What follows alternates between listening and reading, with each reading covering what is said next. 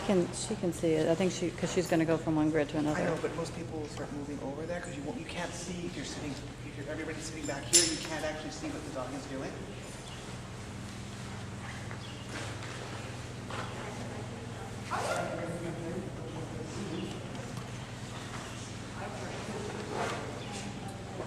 Take a step back.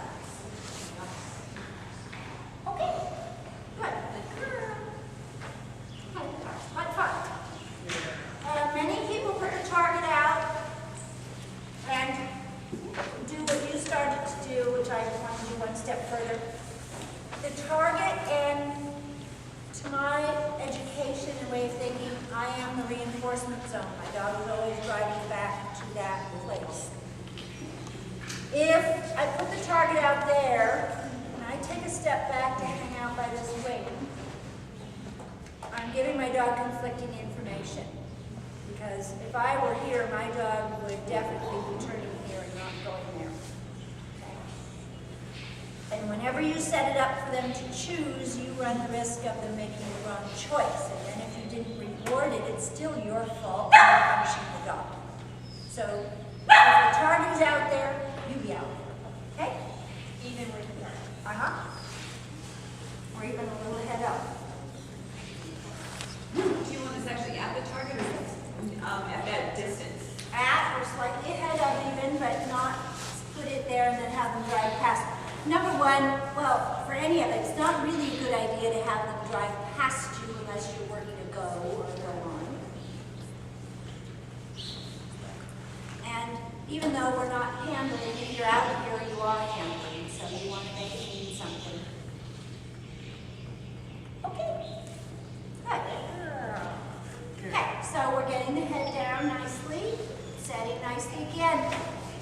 I could set all of this up and we could see all sorts of dogs fail all day long, but that's not the point of the work.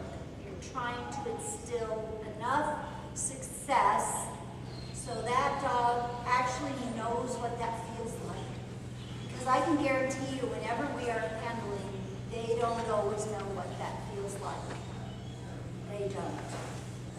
Because then it's only as good as we are, and that's not always where we like it to be. So they need enough where it really just feels good to them. Again. So they can actually own that feeling.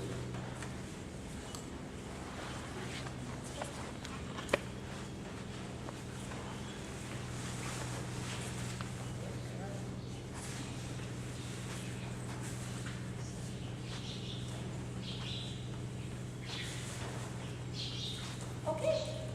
Good girl.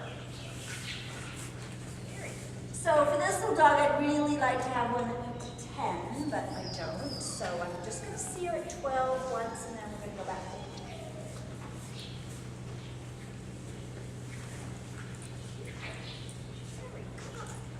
How big is she? Tiny.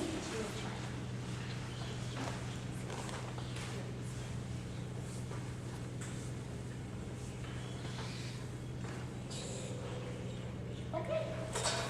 Hey, actually that was very nice. So that was actually really good. She did a lovely job. And I'm going to thank her for that by making the next repetition easier.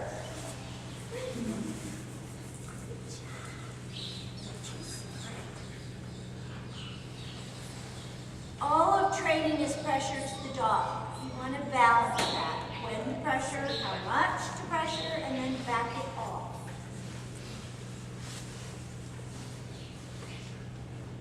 Okay. Good.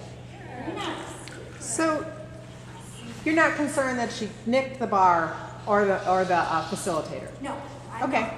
And if that really troubles you, take the bar off of it and just use that as a marker, just the standard by itself. Right, and then on the last jump, I believe I heard a nick on the actual bar on the jump. No, it was this. That rolled. On the 12-inch? I'm talking when the jump was at 12 inches, not this She one. was lovely. She was lovely. I did hear it. So that's good. For her, for the next exercise. So your space was probably right about 3 feet for her, 3.5 in there. Not, it wasn't 4. Tighten it up because she's pretty tiny. might say, yeah, we're about 3.5 for her. And that seems to be quite a good distance for her. Okay, next dog. So each dog will work each exercise. So we rotate to complete the exercise.